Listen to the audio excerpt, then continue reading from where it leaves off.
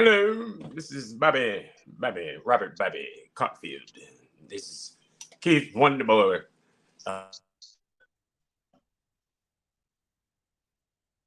Let me explain to you. Keith was on tour. I told y'all that. He was with the Seven Blind Boys of Texas. I know y'all heard the Seven Blind Boys of Mississippi, the Seven Blind Boys of Alabama, but there was another seven, and they was in Texas. And Keith is the lead singer. That's why they call him Wonder Boy, because he's the lead singer for the Seven Blind Boys of Texas. Now, hold up. Now the problem is, you know how them quartet groups do. They have seven, but only five show up, maybe four with the concert, and you know how they go. So Keith leads them. You know they all blind, and he ain't blind. He the only one that's helping them. So I'm just letting you know. Just thank Keith, man, for helping the other four or five blind out of the seven that they listing.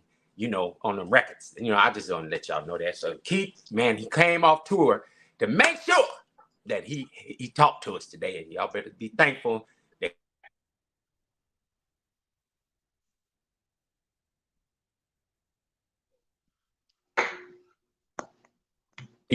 yeah. So Keith, now today we're gonna talk about different life stages and money, but how it's now driving the relationship nowadays. Now I'm gonna start off with this, just kind of lay some concrete. Me and Keith were talking, and the new thing now is that a lot of individuals, they tend to, they want to check your credit score in your wallet, and they want, the concrete, and they want this, uh, they want the business. You know what I'm saying? Like they want you to take care of them, and so this is what I tell people: you need the concrete. That's your retirement. You need to take care of your daily business activities, and if it don't move the needle, it ain't worth it. Moving the needle mean if whatever transactions in life we dealing with, if it's not gonna get me where I need to go or take care of the business in the concrete, then I don't need to be messing with you. And then the next thing is even in conversation in relationships, but we let the personal stuff and sex get in the way of that kind of stuff. Now, when I was coming up, the old people were smart. See, I used to ask, why granny and grandpa sleeping in separate rooms, and why did this and that, but they was, you see them, you think, oh Lord have mercy. I mean, they had it together. And then in private, I'm like, why they sleeping separate? One day I asked an old person that, without getting slapped in the mouth. And now I was a little older. And this is what they told me. They said, baby, you young people today, y'all don't understand. You can do more together than you can apart. And people grow apart. But there's still the business, the concrete, the business. That's that, you got to plan for the future retirement. You got to take care of your daily business. And if it don't, anything you doing, like if it don't, I put the term to this, if it don't move the needle, if it's not handling your business in the concrete, then why are you even talking about it? Why are you even doing what? And so they said, that's why y'all get divorced quick and all this other crazy stuff. People change. So we, in different stages in life, Keith had brought this up last time. It could be, if we don't recognize that we change, it could be taxing on a relationship, right? We age, we do things different. I was talking to a deacon at church that he said, man, I ain't the same man I was yesterday. He said, man, I'm older. He said, I just had back surgery. He's like, and if you're not careful that you'll try to do things you used to do, but you can't do it no more. So you start growing apart, man. And, because you think, well, my interest is different, your interests and life goals and all that stuff. So it has an impact on your relationship when you don't acknowledge the fact that we've changed. And if you silent about this metamorphosis is going on in these relationships, then what ends up happening, now you develop hatred and just nasty towards each other, because nobody don't want to admit, I'm not the same person no more. I don't talk the same, I don't walk the same, I'm just not that same him or her. So, Keith, what you think about that?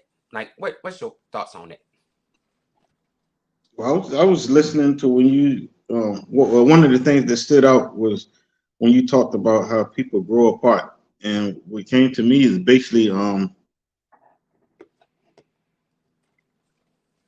they either stopped growing or just chose to grow in a different direction than what you were going.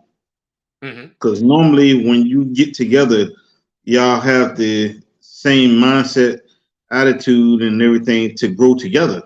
You know, you always hear people talk about growing old together and doing this and that. And I'm pretty sure in the majority of relationships, you always talk about future goals and what y'all wanted to accomplish together or get to. But somewhere along those lines, that changed, you know? And so, and the thing is, people don't care enough to find out where the change came in it. Hmm. You know, whether it came from allowing your allowing your ear to be a listening to for what other people have to say, or or whatever the case may be. You know, like they say, communication is key, and I think that people don't communicate anymore. We don't communicate. You know, um, you can care less what a person is going through, how a person feels, because once again, I think it was talked about before that people there's no selflessness in relationships anymore. It's selfishness now in relationships. You know, everybody is selfish. Everybody is about what they can get out of the relationship. I think a lot of our older parents, grandparents, and stuff lasted as long as they did because it was a more the thought was more about the other person. They Hmm. cared more for the other person. They thought more about the other person, you know, and they stood more on principles compared to what they stand on now. Wow. Prince. Wow. You Wow. know, it's all about the bag, and there's nothing wrong with getting the bag, going after the bag, but what's wrong with achieving the bag together? Right. You got a lot of people that don't have the bag that's trying to hook up with people that got the bag, and they tell meet somebody on your level, or even Yeah. if they're not on your level, if they're on your level character wise, who's to say that person doesn't have the potential to eventually get to a place, to have the bag? And that's a I don't even it's hard to describe that feeling because growing up, I experienced it was this girl I liked a lot, and during that time I had just started getting into the hair industry, cutting hair, and the girl mom made a comment about, oh, he ain't but a barber, they don't make no money. Wow. Yeah, but I ended up becoming a six-figure barber. I Woo. ended up making more than her and her mama. you know, um, and so that's just to say, because I can't speak for nobody else's lifestyle, but and that's just from the barber industry. I ain't going to the other businesses that I had, but that's just to say that a lot of times you will deny yourself the opportunity of really having the life that you really wanted to have. But because you want everything so instantaneously, you want to go after somebody that already have it. Don't know nothing about their character. Don't know what it took for them to even get to that place to get what they have. Don't know how they're going to treat you if they do decide to even be with you. Because you just looking at the materialistic things as far as what that person have. You don't even know who's Right. fronting acting like they got more than what they really have. You know what I'm saying? And one Right. thing I started learning to do now is um I've been learning to limit what I allow people to know about me. When I Wow. when I got when I became back available, I think I mentioned to somebody met somebody and we was talking, and when they said, "Well, what do you do?" I said, "I'm a barber." I left it at that. And basically, the person ghosted me. I didn't hear nothing else from them. Wow. Wow. And I started laughing, because my thing is this: I could be a millionaire, billionaire, or whatever. I'm gonna always say I'm a barber. You know why? Because first of all, that's my gift. That's what I've been gifted to do. I wasn't taught how to do that. I was gifted to do that. Second of all, when I did have multiple streams of income or businesses and was living a very comfortable life, when I took a hit, when I took a downfall, I still had that to sustain me. So I said that was something that I would never let go again, regardless of where I was at in life. So I will always address myself as a barber. I mean, even down when it came down to, the Jesus, they laughed and talked about him or whatever, and he always carried the label as a carpenter. He didn't go around saying I'm apostle or I'm bishop or I'm this and this. No. He remained just an ordinary person with an ordinary job. And then once people started seeing the miraculous, then it was, oh shoot, I didn't know anything good could come out of Nazareth. And it's the same, just surprise people with the unexpected. And and I think because you have to switch up now, because the times that we're living in is switching up. It's good to say you want to be a traditional person and be this way in a relationship and that, but in a sense, it makes no sense, because you have to kind of like, it's good to have the traditional values, but still be in a place where you still can be almost like a chameleon, where you can kind of like blend in to the direction of the way things are going. And that's where I think people have difficulties at, as far as changing along with the times. Yeah, and I like what you said. That was pretty interesting about Jesus, man, because that was cool. Because he was a carpenter, and yes, he did a lot of miraculous things, and they discounted him, and he did a lot of things for people, and even though he did it, they didn't appreciate it. His own, like a lot, right? His own backyard. It's like his own kind. They like, oh, he didn't do it. The thing is, he didn't do it for notification. Right. He didn't want to be recognized. Right. He had a vision and mission. He's about his father's business. He told him that. He said, man, this is about God. And it's funny how, like, as you mature in relationships, and one of the things I learned out of this, I've been married once, I'm going through separation, divorce. And so now I talk to young cats and I tell them, man, I made a lot of mistakes. There's a lot of things I did intentionally. I don't take that back. And you're right. Who you are is just, it is what it is. But you work towards change. And is it the change, what's in your pocket or what you got? Or is it really about the exchange with each other? And that's what I had to learn. And, I just got to a point in life. I'm at a point in life. I'm willing to let it all go to do what you just said Jesus did, or anybody else. Look, like, I'm proud of what you said. And that really resonated with me when you said, hey, man, I'm a barber. That's my gift. If you don't like it, too bad. That's it. God gave me this gift. And it's one of those things where you didn't say I'm perfect. You didn't say I ain't made mistakes, or I didn't do no crazy nefarious stuff. You just basically said, look, I do know who I am. I know why I'm on the planet.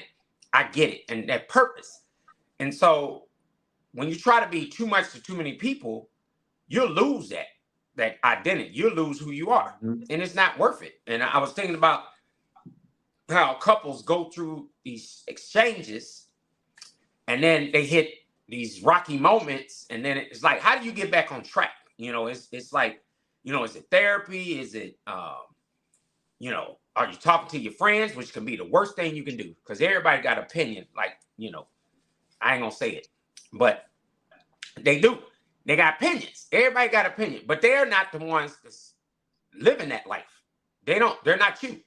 They don't have a say in the DNA.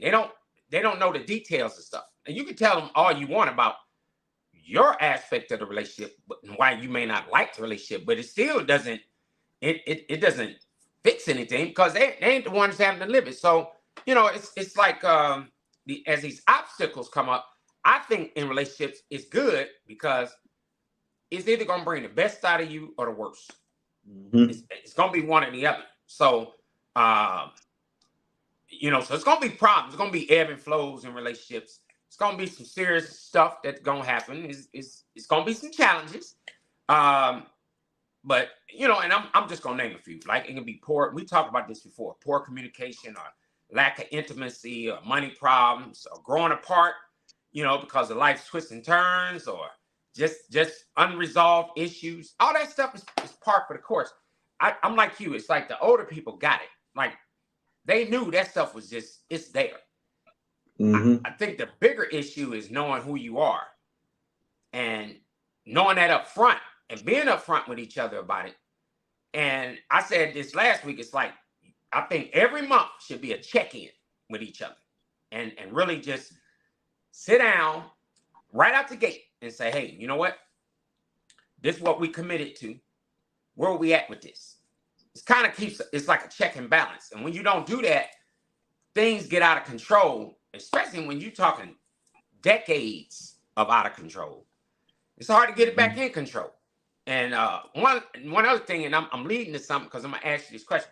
So somebody asked me last night, they was like, hey, you know,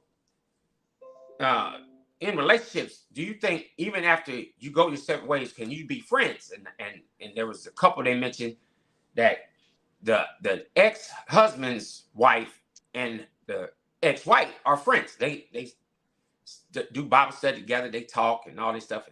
I said, well, you know, there's instances out there that's possible, but then it's in many instances, no, like it's done.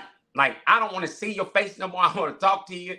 None of that, because inevitably, a conversation gets started. That's along my lines right there.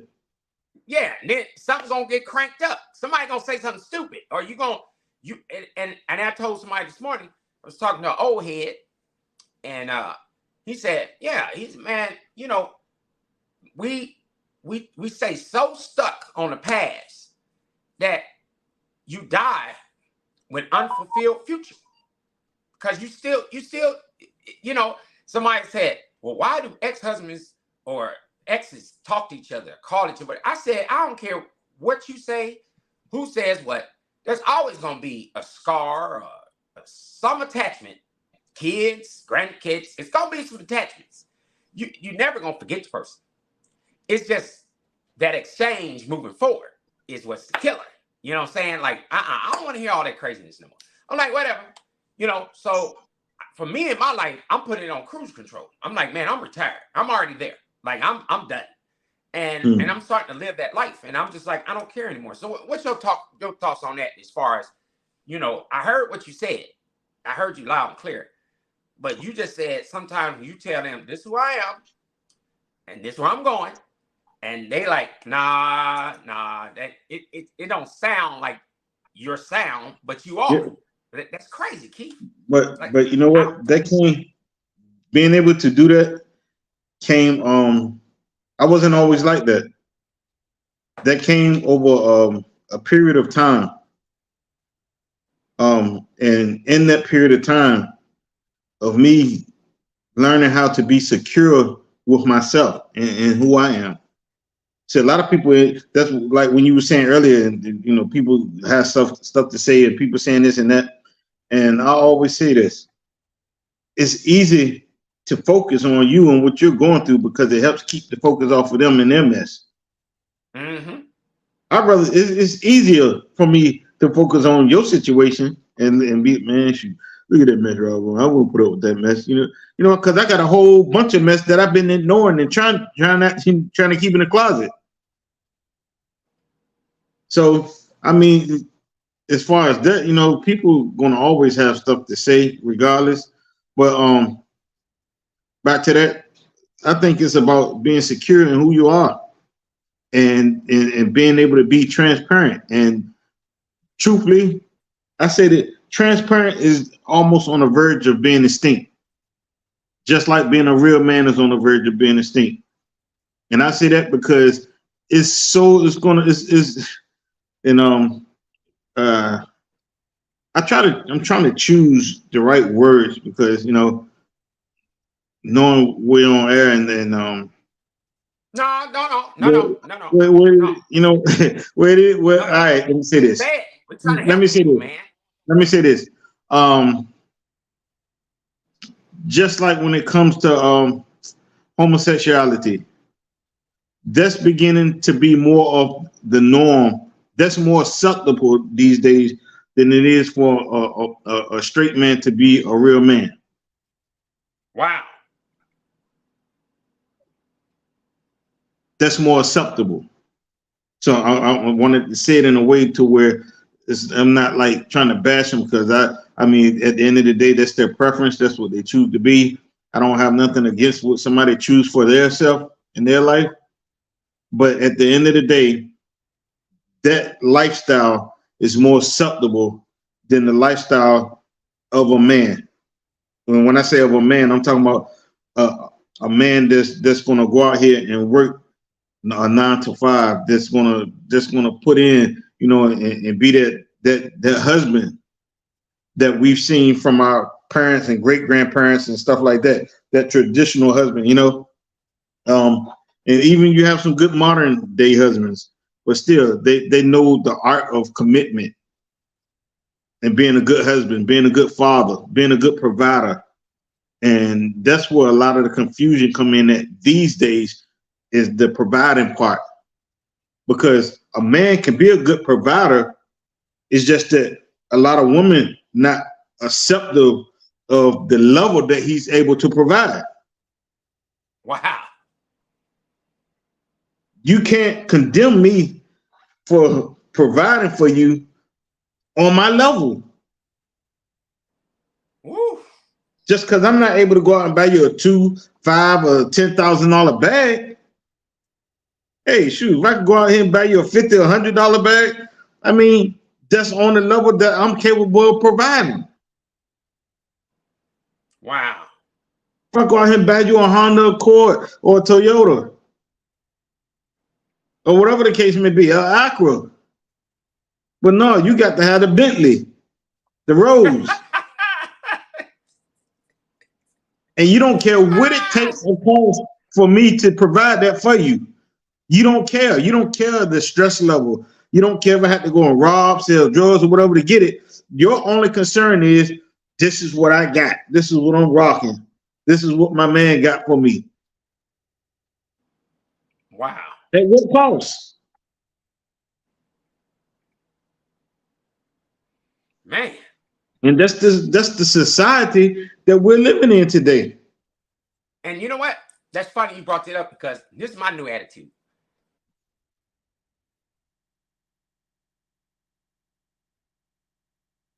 Here, technical. But you know what? This is my new attitude. Right? If okay, I'm gonna say it this way. I don't care what you think about me as a person. If I'm pouring concrete for you, I'm handling your business. And you want to make it personal or about some booty, you can have it. I'm not gonna provide. That's my new thing. Because I hearing you loud and clear. It's like I don't have time for that because you're not gonna treat me nasty and get my goods. I'm not doing it. And I know people think, well, what that got to do with anything? No, because like you said, respect that comes with that. And when you disrespect me and what I'm trying to do for you by grading me or degrading me, I'm not doing nothing. And that's my new thing now. I'm like, no, I just won't do nothing. I don't even want to talk to you. I don't even want to see you. Just go and sit down somewhere. And because life's too short and I don't have time for it. And I feel like, go get somebody else to do that for you then. I'm not going to do it. I used to think, well, I'm going to do it and I'll take the punishment. I'm not doing that. I heard one bishop tell me, man, if, excuse my vernacular, if your spouse shit on the floor and you really trying to get her back, get a toothbrush and clean it up. I said, no, I'm not. Whoa, what do you mean? Yes, that was told to me. And I was like, no, I'm not going to do that. Like, I'm not doing it. I ain't even cleaning it up. No, you should have said, "Well, I'm gonna come when she do it. I'm gonna come and get you so you can clean it up." Shoot, I'm not going because that's that's the kind of crazy. craziness. It's crazy for somebody to even think that like that. Right. Or you hanging around people that's talking a whole bunch of trash and trashing the person that's providing for you. And you okay with that? No, I just won't provide at all.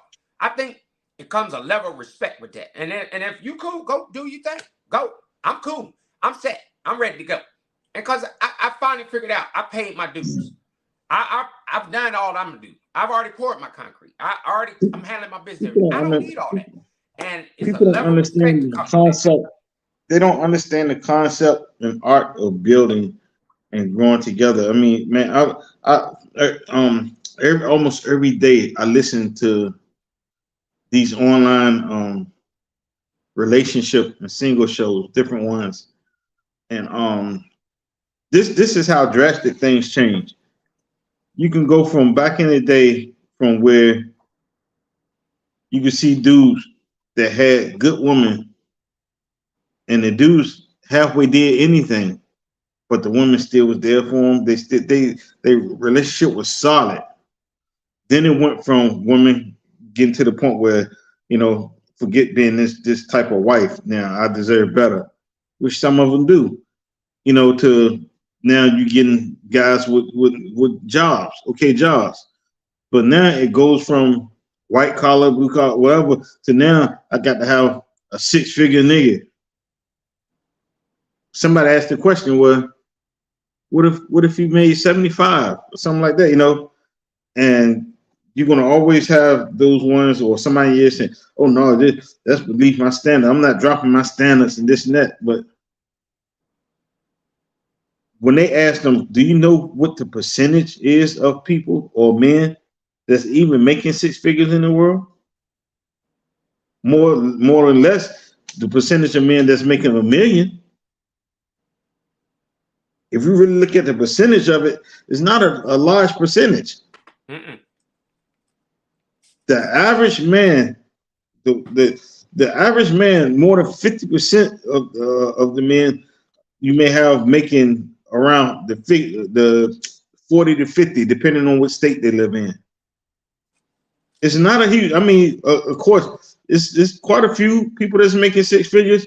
But if you look at it, just like the state of Texas alone got what 28 million people in that state.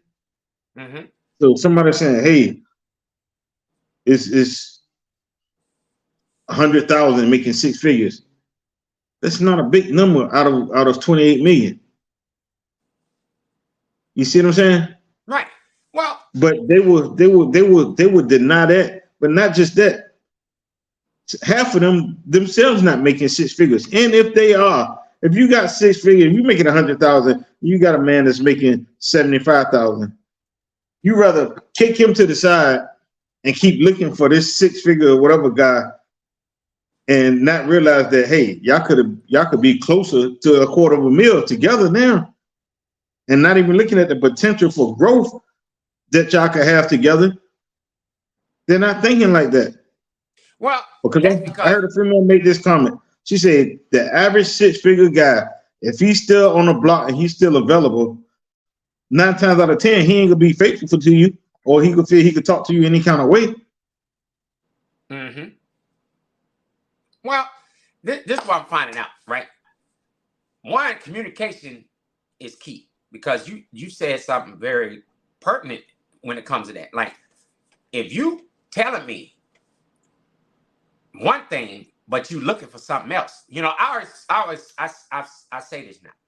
Your head and your heart can be one place, and your behind somewhere else. Like, you can be present with me, but your head and your heart somewhere else. You want this stuff.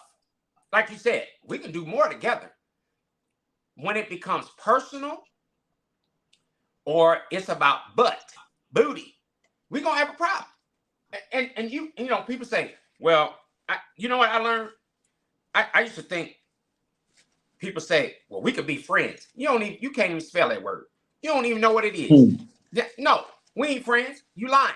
It's about what I got. You don't want me, but you want what I got. No, you're not getting it. Now I'm saying you ain't getting it, because I can't even be your friend. Like, no, nobody's perfect. So you're definitely not getting my wallet. That's my point. Like, man, when do we get off saying, if you don't make a certain amount, I don't want you? Well, like you said, are you making that?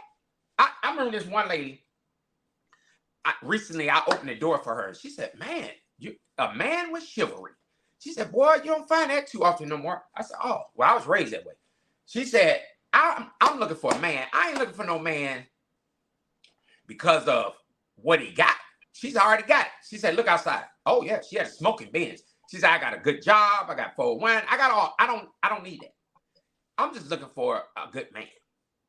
Now, that made sense. But when you find these women and men that's like you put, let me see your financial statement. Let me see that. Man, when we was growing up, our parents weren't like that. Our grandparents, they were ingenuitable. They knew they needed each other. They worked together. They were not perfect. There was some janky things going on. Scandalous, skanky, crazy. But you know what? They were smart. You didn't know it in public. Now behind the doors, it was on. But they didn't display that stuff. They went to church. They didn't bring that stuff to church. They didn't do that stuff in front of their kids and grandkids. That's my point. Nowadays, you're right. Everything from TV to social media to everything, scandalous. It's like, oh, you can just be just stupid, raunchy, nasty. It's off the chain. Anything goes. You can say whatever you want to say, cuss folks out, get all crazy, and it's like, no, I'm not putting up with that. I'm just not. You know, if I can't have a conversation with you without you start cussing and acting a fool, now I don't want to talk to you because you're crazy. You done lost your doggone mind. And it provokes people to do some pretty nasty things to you. And that ain't right. And so, no, if you want to go dig somewhere else. And men, I'm saying this, and I'm putting this, being real. You're retarded. You're ignorant. You done lost your mind if you let some woman come to you and just start scaling your wallet. That's what I call it. Don't accept it, man. Yep, just tell them no. Go, just go. Get out my face. And if they can't accept what you bring to the table and be nice about it without judging you or grading you, and they want to degrade you, let it go. Just no, I don't want to deal with you at all. I ain't giving you nothing. Just go sit down. Because it ain't worth it, man. Because it's like, no. And you definitely not going to compare me to another dude or another woman. Like anyone, if you let another person, another creation, act like they the creator and compare you to somebody else like they perfect, nah, that is not a good relationship. Then go sit down. So in one instance, I ain't gonna say to the person, I said, what's up, Jesus? And they said, what do you mean by that? I said, you act like you Jesus. You sit up here act like you ain't done nothing wrong. No, I'm not going for that. Them days is gone. I God bless your heart. I'm not perfect. Nobody's perfect. And I ain't got time to be hearing people want to, you ain't got this, you ain't got that, and all that stuff. So, no. And here's another thing. Now, I'm going to hit you hard on this, Keith. I'm going to see what you think about it. In all of this we talking about, people use, coochie, booty, your stuff, dang-a-lang, polar sauces. I don't care what you want to call it. Oscar Mayer. I don't care. So, intimacy. People use that as leverage. You know what? I had an experience in my marriage. Most marriages do. They like, well, I ain't giving you none. Or, I don't want to sleep with you. What? Take it, baby. Because people don't want to hear this. Let me let you know something. You are not the only one that got booty. You ain't the only one that got Oscar Mayer, polar sausage. You ain't the only one. That's the last thing you want to do in a relationship. Because if you keep doing that, guess what? Let me give y'all a little tip. I will get it somewhere else. Now I know some of y'all gonna say, that ain't right. Praise the Lord. Amen. Hallelujah. Some shedable. Speaking in tongues on it. Don't go sit down. You not the only one that got some booty or Oscar Mayer or wiener. You ain't the only one. People can get that. Man, this America, Jack. You can get that all day long. Nobody want to talk about that. And a lot of people, even in the church, they be lying. Oh, you got to say celibate. And we know what the rules are. But reality, people will provoke you. They will invoke foolishness. They'll be like, well, you know what? I just won't give them none. Don't. Please don't. And what's dumb, sometimes people, okay, you want to go there? They don't go down. See, you think your stuff is premium. It might be your stuff is leaded, baby. It ain't as good as you think it is. And then they go out there and get something that's premium, platinum. And then they're like, oh, you know what? I'm moving up. I'm not going down. I don't need that. See what I'm saying? Like, you can find another person that got more money than you. I can find another person that sex is better than your sex. I can find. People don't get this. So if you're going to be in a relationship, please don't let the stuff or sex drive your relationship, thinking that your stuff and your sex is going to out-sex or outclass stuff more than somebody else, because the drug dealers even got more than most of these jokers got. And the people can say, well, they got it wrong. And, well, we do it too. We might not be a drug dealer or a criminal, but we are criminals.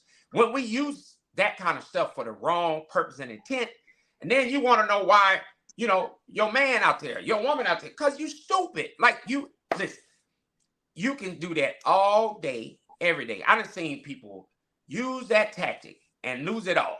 And then think back and be like, man, that was dumb. Because, man, who cares? Go, take it. You can have it. I know that sounds harsh, Keith, but I'm listening to you and I'm like, man, no. Because even in my own neighborhood, it's people got bigger houses than I got. They got better cars than I got. They got. But they're the most unhappiest people in the world. I ain't got what you got, but I'm happy. So I was telling somebody just the other day, right? This female said, what are you going to do in your next stage of life? I said, nothing. And they said, what? I said, nothing. I ain't doing jack. They were like, you going to buy a house? No. You going to do that? No. I don't want to do nothing. See, listen, I'm going to sit it down. I don't want to chase nothing. I don't need to. I done had all that. I done had all the cars. You done been there. I done had all the cars. I done stayed all in the top this, and I done been all over the country and the world, and I done done all that stuff. Man, you know what I do now, Keith? Every day I get up, I pray. And then I do my job. You know, I got a telework job first. Then I work at the church. I clean that bad boy. I'm the janitor at the church, man. I'm the maintenance guy. Some of the preachers is like, you gonna preach and teach and do all that? I'm executive pastor at this church, right? In that role. And I'm like, no, I don't want to do all that. I don't need to do all that. I ain't got nothing to prove. I don't need a hoop holler, be a Learjet, none of that stuff. And then I go fishing. I fish sometimes 2-3 times a day. And then people say, that's it? Yeah. Because when I go out there, ain't nobody talking crazy. The fish ain't talking too crazy. The trees ain't talking crazy. The animals ain't talking crazy. Nobody ain't talking crazy. Sometimes people have not grasped the concept of how it is to be at peace. Oh, you hit the key word, man. People ain't grasp that concept, man. To have that peace, oh my God, it's priceless. To have that peace is priceless. But see, the only people that's gonna get it is the people that's been through a lot in life. Yeah. Priceless. That's it. Yeah. Nobody wants that peace. Can't pay for it. You can't. Like, you can't. I'd rather be by myself. And because at the end of the day, when they die, them houses, cars, and none of that stuff is going with you. It's going to be enjoyed by some other people that's still living. Man, think about this. Now, I read this, T. This is crazy. I read this. And this T.D. Jakes said this, man. And it was crazy. He said, now, let me go back to this. He said, so he was talking about Ephesians 1 and Ephesians 1. And he was talking about how Paul knew who he was, but this is what he said. He said, God is all powerful. He is fully capable and able in all situations at all times, and regardless of circumstances, to exert control over his resources. God has authority over all things. He can and will do what he says he can and will do when it comes to blessings and the transferring of wealth. But this is what got me. He said, we don't own nothing. That's what he said. He said, we don't own nothing. We think we just rent a center. Like we renting to own something. He said, you come in naked, that's Bible. You're going out naked. Last time I checked, people, man, I ain't never seen at a funeral the house going with the joker, the car go with the joker, the money go with the joker. None of that's going with it. You didn't, and look, But when they people, slap you are on quick your, to say, people are quick to tell you if you're paying rent, man, you paying somebody else rent. I right, say, miss a payment on your taxes and see if that house still yours. shut your mouth. You know what? Miss a payment on your car. I've been there. That car, you hear that? They're gonna take that joker. When you came into the world, Keith, did you come out with a 3-piece suit on? Huh? You didn't come out. I didn't come out of my mama's stuff with a 3-piece suit on, man. I was butt naked. They slapped me on my behind. Like, pow, ow, huh? You came in naked. So this is what he said. Mining companies don't own the gold and silver and other precious stones and metals of this earth. He said oil companies don't own the oil and gases of the resources of the earth. He said man can never truly own any of the earth's resources because every resource is created by God. The one who creates is the one who owns. Check this out. He said God owns your ideas, your creativity, your motivation, your enthusiasm, your abilities, your talents, your capabilities. He created it and he owned it. And you know what? When you die, ashes to ashes, dust to dust. They say that, funeral man said it. That's. Well, didn't it say in his word that, didn't he say, I knew you before the foundations of the earth? He did. And he said life of vapor too. Vapor. So, I mean, go. Huh? It's gone. Yeah. So we spend more time acting a fool instead of getting that peace. And I'm with you on that, man. I'm glad you brought this up because, yeah, I'm passionate about that. This is what baffles me though, because we're still talking about relationships. This is what baffles me. And I mean, and first of all, let me just put this out here as a disclaimer. There are some good women out here. There are some faithful women out here. I just want to put that out there. There are some good women and some faithful women out here. But as of these days and time, the majority of women, whether they just grew up in being like this or they were swayed this way, they're carrying on this attitude where it's like they either don't need a man or they will get a man. He got to have a bag and this and that, not realizing that the men really have the pick of the litter. Because this is what I mean by that. First of all, there's more women than men. Second of all, there's a high percentage of men now that prefer the other sex. Or they're incarcerated. That's the next thing I was going to get to. Matter of fact, in the United States, over 1 million men are incarcerated. 2.9 million men are on parole. And another, 800,000. No, I'm sorry. 2.9 million are on probation and 800,000 are on parole. Woo! But not just that. I also fact check this. In the United States, there's only 17%, on a percentage wise, 17% of men that earn 100,000 or higher. Wow. Yep. And you know, that's why you don't chase paper. Now, out of that 17%, I'm pretty sure a lot of them are already taken and probably married. Oh, most definitely. Or they're in a relationship. Yeah. Because they ain't, and you know what? This is another thing. I'd rather be in a relationship with somebody that want me, that I'm comfortable with. I can be myself, be in my own skin, rather than being uncomfortable and on edge every day. And exactly. You know what I'm saying? Like, I don't need that, man. Exactly.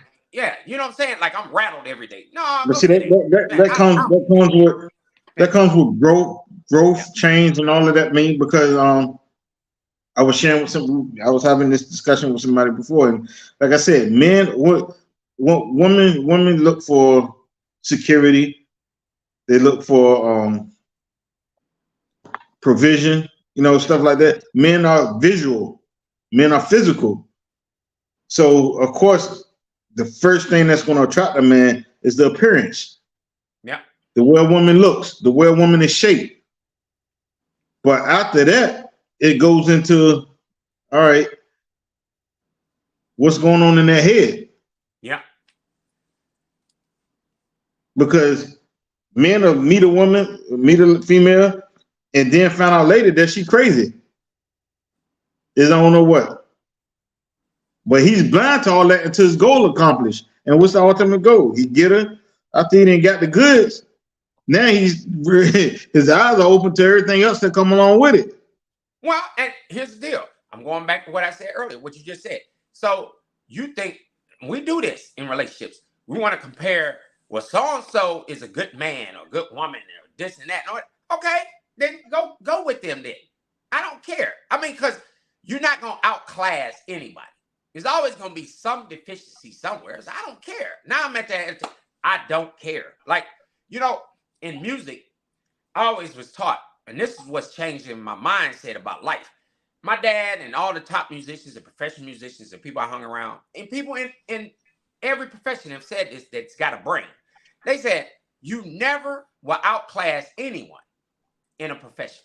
Like, as a musician, I'll never outlick a guy. There's always somebody that can do something. Like you at barber, right? There's always somebody that can outcut you. They can do something that I've seen it. And vice versa. You know what I'm saying? And I think I'm a daggone good barber, but it's some that I've seen some that's like I'll be looking like, God, I know where he do that. I wish I could do that, you know. Yeah, like it's something out here. Yeah, I give props to what it's due. It's some nice talent, some nice skilled barbers out here. Yeah, and you know what? Even I got told, well, it's this guy. His finances. He's always been good with finance. Where was he raised? He was raised in the South. Okay, his parents taught him that. My parents didn't. Now, what makes you think I'm gonna try to outclass that guy? I don't care. Oh, he got this. I don't care. I don't care what he got. That's you know what? And I'm telling people this: quit worrying about what somebody else got. If that person really that impressed with that, they can go with that then. But don't take nothing from me and then compare me to somebody else. That is ratchet, man. And that stuff gotta stop. And you never let nobody devalue you like that or degrade you or grade you. Because somebody, well, then you know what? Shut up and go with them. You shouldn't be in a relationship like that. That is dirty. Like if you talk to your spouse or your significant other or whatever they call it these days, and you comparing them to somebody else, shut up and walk away and go get it somewhere else. Because that's dirty. Because I just proved my point. I don't care what profession you're in, what niche you're in. Somebody gonna always have something better. So you're gonna chase nothing for the whole rest of your life. You're gonna, like for instance, somebody said, well, you know, this preacher, he doing this and that. I'm not that preacher. I ain't trying to be you. I don't care what you got. All that churches, so I don't care. Like, that's good for you. You're not impressing me. All I want is peace. Go. Bye. Bye. I don't need it. I don't care. You know what I'm saying? I'm happy with my life. And so it's one of those things where, you know, we teach our kids to allow themselves to be devalued. I was telling my son, I said, this is why we deflect in relationships and we lie to each other. And we because we don't want to own the fact that we're devaluing and grading each other. We stupid. Like, you know, so-and-so does this better than you. Really? So we're teaching our kids that crazy stuff. Or we're teaching our kids, if you don't have these things, you're not successful. That's a lie. Man, and I'm about to say something that might sound racial, but it's not. Like, Keith, on this show, we real talk, right? So I'm in Springfield, Missouri, right? And this before I even left. I was in certain aspects of Texas, and it was awful white. It was more white folks. And I'm not saying there's not black folks like this, but I was just watching white folks. I'm here. We are 8% other races in Springfield, Missouri area, Branson, all that. We're like 8%, right? That's low. Like where I'm from in Illinois and Peoria, it's like that too. Midwest, right? So I'm watching these people. Man, they got the simplest life. And it's crazy, man. They hiking and hunting and fishing and kumbaya and bonfires and hay rides and horsebacking and all that. And then I was talking to this guy. He owned a trout farm, right? So he was a orphan, right? His mother was she had a physical disability, handicap, and she had him while she was in the wheelchair. He just came out, right? Lost his father. So because of her incapacity, she was incapacitated. The father died. She turned him over to another church family, right? And they built churches and stuff like that. So he said, I was raised well, very well, good. But I was always that kid that asked a lot of questions, right? He said he's getting in trouble because he asked a lot of questions. But he said he grew up pretty good. So he ends up as a young man working at a trout farm here. And he said it was 60 acres and got a couple houses on it and all this stuff and a farm. And he said, the guy who owned it said, I'll tell you what, you work for me, I'll give you 3 hots and a cot. Basically, I'm gonna feed you, house you, and you know, and you got a job. And he said, man, you know, rent free, whatever. So he does that. He did 20 years of that. Then he meets this lady at the trout farm. Then she's a school teacher. She ends up being a superintendent for, you know, some school district and a supervisor over special needs and special needs people in Texas, in West Texas, western part of Texas. So she asked, hey, will you come with me? He gives up his job. He goes out there, man. He becomes an IT tech. No, nothing about IT, but he does well. So now let's go back to what you said earlier. They're working together. These are 2 country people, come from the country, like on the phone. She was superintendent at the school. Yeah, superintendent school. And he so she making more money than him. Right. And he making big money too. And he ain't even got a degree. But they work together. Now I'm gonna tell you how this paid off for them. Okay, yeah, the point I'm trying to make is if he's IT now, he's making money now. But when he met her, he was working on that farm. That's right. He ain't had that money. She was superintendent. Right. Exactly. Yeah. She had more than him, but she still took him in. She said, I love you, man. You know, and he working on a trout farm. But they went to Texas. Now both of them banking. They're killing it. Well, the guy that had the trout farm, he came back and said, hey, I'm out to business. I'm old. I got some health issues. I want you to buy the trout farm. He said, man, I ain't got that kind of money, man. Talking 60 acres and farms and animals and all, you know, houses and all. He said, no. He said, I want you to buy it. I want you to think about it. He said, no, I don't think I got, you know. He said, just think about it. So this where you know you got a good spouse, man. A good mate. Now, the same wife, she says, man, I think you made a mistake. He said, well, what do you mean? He said, hey, you need to take that trout farm. Take it back. He said, no, man, we got all this money. We got all this stuff. She said, let me tell you something. I'd rather be at peace than to keep doing this. She said, so he said, so you telling me you'll give the furs, the cars, all this stuff to go back to that farm. She said, did I meet you there? Yeah. Were we at peace? Yeah. Did we have to get up every day and hustle and bustle and do all that? No. And she said, did we eat every day? Yeah. What was you happy? We loving each other? Yeah. She said, man, I'm going to bug you till you call that man back. So 2 weeks. But here's the kicker. Because they worked together, they were banking the cheese, man, the money, the dollar, the green. He called the guy back. Do you know they had the money, Keith? They had the money. See, they had all that work they did. They had the money because they working together. I talked to him, man. I'm on a trout farm. I'm fishing. He said, sir, he said, I'm going to tell you what you're missing in your life. Now, I don't even know the guy. He loved God. He said, peace. Mm-hmm. He said, I had rather lose it all and be at peace doing my purpose and intent in life on this trout farm than to be back where I was and have all the trappings of life.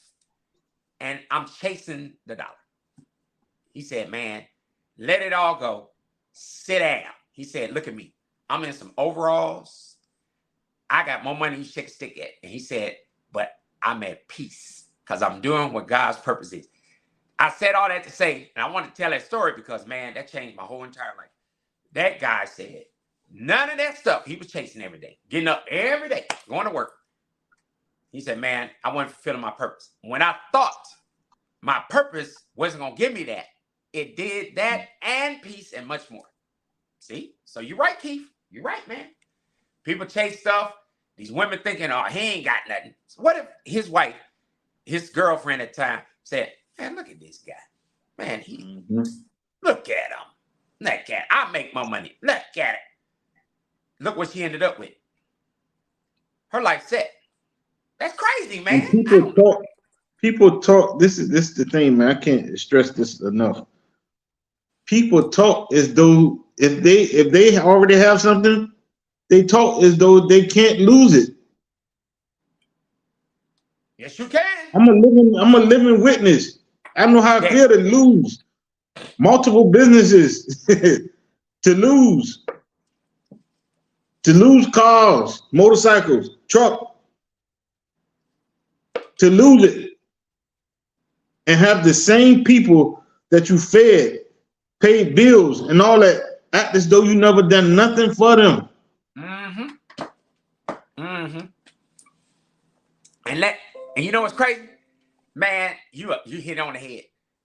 I spent more time trying to justify or rectify what they were saying. Oh, he's a whore. He's this. He's that. He's a liar. You know what I finally figured out? I don't need to do none of that. You can say whatever you want about me. You can do whatever you want to try to do to me. You took your best shot. It didn't work. Matter of fact, you gave me more resolve. I don't care. I don't. Because you're right. Man, I lost my mom, my dad, siblings. I done lost everything. And I got more now than I had then. And the point is, you're right. It's like I wasn't missing that. What? Really? Like, I had to think about that. Why am I working hard to sustain relationships with people and the relationship sucks? Like it's almost like you always striving to be something that you're not. And you lie about that. You lie all the time trying to sustain that relationship. Man, I'm gonna lie to them because I'm just trying to, I know I can't do it or can't be that person, but I'm gonna try. No. I tell you what, no, I'm not gonna do that no more. You know what? I'm just gonna lay it down and you go about your business because I ain't gonna be all that. I done lost it all. Now, rock bottom is beautiful, man. I don't know about you, Keith. I find it sometimes it be the best thing for you. Because then you hit that, you got to find out where the concrete is. I will say being at peace is beautiful. I didn't say rock bottom. Well, I say rock bottom in life can be, because I think sometimes it takes for you to hit rock bottom to have your perspectives change, though. Yes, I think we all should have that experience. Pain produces purpose. I think that rock bottom experience, it'll flush you out because it's gonna either make you better or you're gonna get worse. You're gonna know who's your concrete. That's what I'm getting at. Like for me, I had to find out, man, I really need God. Like I really do. Like, man, I'm jacked up, tied up, tangled up, and messed up, as they say. Man, okay, it makes you see yourself, not everybody else. It does. See, when some people hit rock bottom, they want to blame everybody else. Oh, it's so different. No. It should make you look at self-reflect on yourself and say, you know what? I can't be all that to people. I can't sustain that. A lot of stuff that was in my life, I didn't need it. It wasn't. I shouldn't even had it. It's like we get all this stuff, and we don't even know what we're doing. It's like, man, what am I chasing? I don't want to chase that stuff. I just no. If it don't belong, let it go. Just go by. I don't want big cars and all this. If I can't sustain it, I don't need it. That's my point. That's why I say rock bottom, because sometimes flush you out, kind of just make you re-examine and reflect on what the hell was I doing? I don't know. That's just me. Well, what's your parting words, Dr. Carrington? What's your parting word?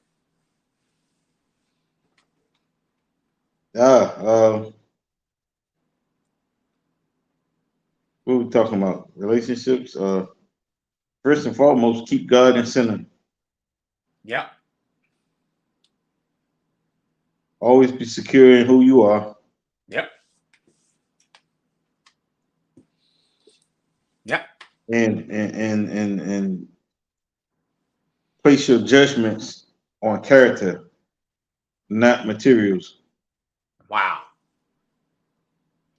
Well, since you hit 3, I'm gonna give you my 3.